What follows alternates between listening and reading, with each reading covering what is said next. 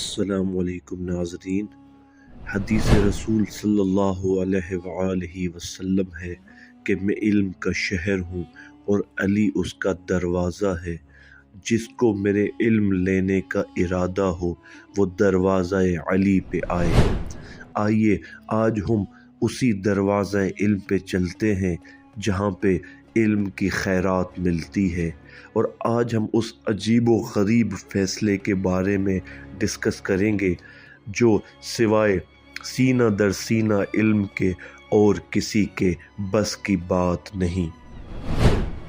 ماں سے شادی۔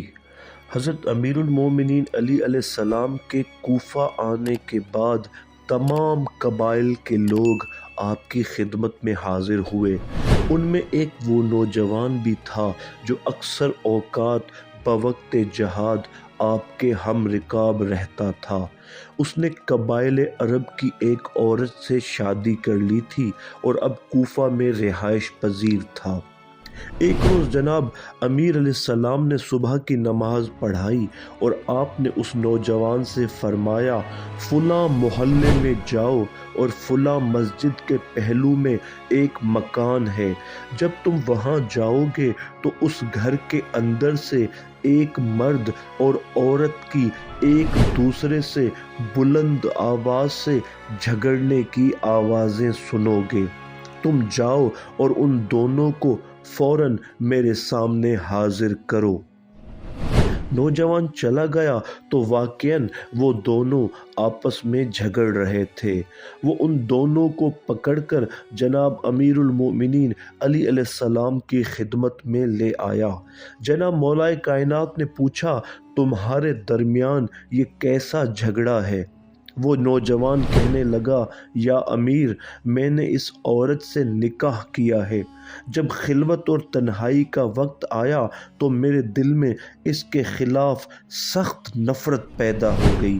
میرے دل نے چاہا کہ میں راتوں رات اس کو اپنے گھر سے نکال دوں یا اس سے دور چلا جاؤں۔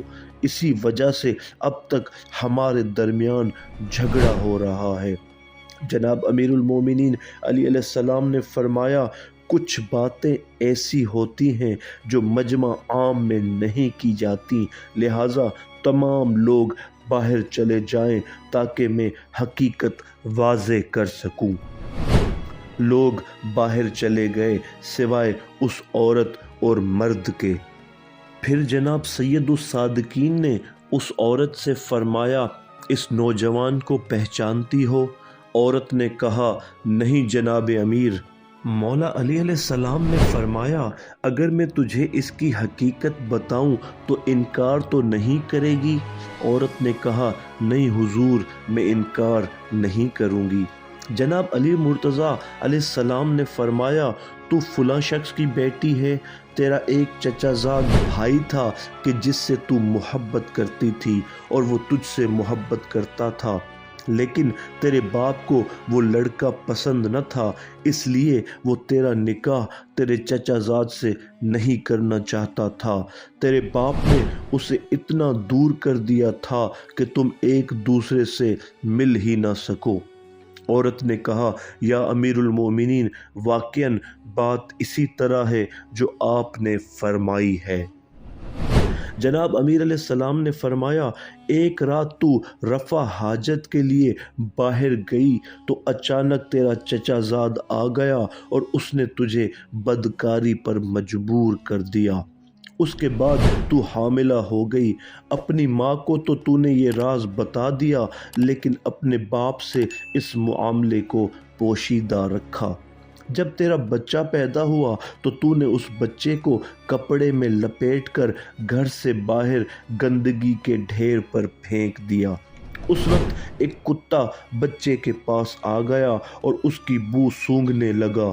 تو نے ایک پتھر اٹھا کر اس کتے کو مارا، لیکن وہ پتھر کتے کو لگنے کے بجائے بچے کے سر پر جا کر لگا، جس سے اس کا سر زخمی ہو گیا۔ تو اور تیری ماں دوڑ کر بچے کے پاس گئیں اور تیری ماں نے اس کے زخم پر پٹی باندھی اور پھر بچے کو وہیں چھوڑ دیا۔ البتہ تو نے دستے دعا بلند کیے اور یہ دعا مانگی، اے اللہ اس کی حفاظت فرما کہ تو امانت کی حفاظت کرنے والا ہے۔ جب اس عورت نے یہ سب باتیں سنی تو خاموش ہو گئی۔ جناب ابو الحسن علیہ السلام نے فرمایا اب تو بتا کہ حقیقت کیا ہے؟ عورت کہنے لگی یا مولا جو کچھ آپ نے فرمایا ہے سچ ہے، لیکن اس راز کا علم سوائے میری ماں کے اور کسی کو نہیں تھا۔ مولا کائنات علی ابن ابی طالب علیہ السلام نے فرمایا مجھے اللہ نے یہ تمام عطا کیا ہے۔ آخر کار اللہ کریم جو حافظ و ناصر ہے اس نے تیرے بچے کو اپنے حفظ و امان میں رکھا، اور صبح سویرے ایک شخص نے اسے دیکھا تو وہ اٹھا کر اپنے گھر لے گیا، وہاں اس کی تربیت کی، پھر یہ جوان ہوا اور ان لوگوں کے ساتھ مل کر کوفہ آیا، پھر تیرے ساتھ اس کا عقد ہوا، حالانکہ یہ تیرا وہی بیٹا ہے۔ پھر آپ نے اس نوجوان سے فرمایا اپنے سر سے کپڑا ہٹا۔ جب نوجوان نے کپڑا ہٹایا تو اس کے زخم کی جگہ واضح نظر آ رہی تھی۔ پھر مولا کائنات علی علیہ السلام نے فرمایا یہ تیرا بیٹا ہے اور خدا نے تمہیں ایک فعل بد سے محفوظ رکھا۔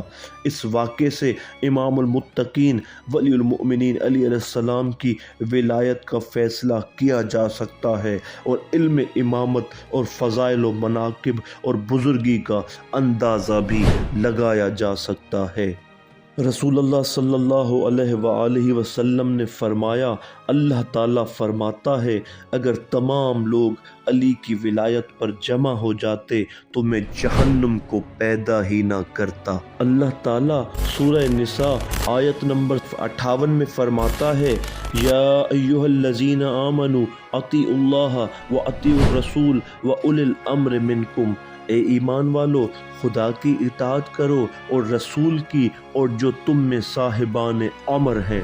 جناب جابر بن عبداللہ انصاری سے روایت ہے کہ ہم نے رسول اللہ صلی اللہ علیہ وآلہ وسلم سے عرض کی کہ ہم اطاعت خدا بھی سمجھے اور اطاعت رسول بھی، مگر اطاعت اولی الامر کو نہیں سمجھے ہیں۔ تو سرکار دو عالم محمد مصطفیٰ صلی اللہ علیہ وآلہ وسلم نے ارشاد فرمایا اے جابر صاحبان امر کے پہلے علی ہیں اور ان کے بعد 11 جو سب قریش سے ہوں گے، جس کا آخر میرا ہم نام مہدی ہوگا جو ایسی اسلامی حکومت قائم کرے گا جو عدل اور انصاف پر مبنی ہوگی۔